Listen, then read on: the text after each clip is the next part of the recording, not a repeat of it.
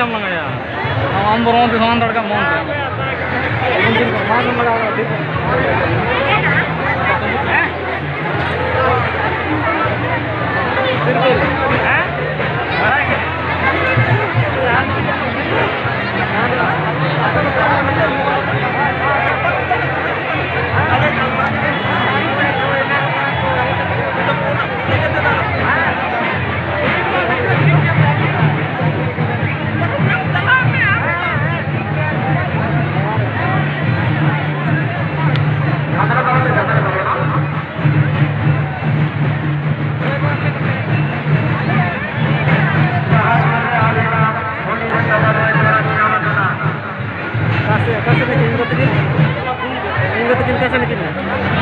Onte ಕೇಳೋಣ ಅಂತ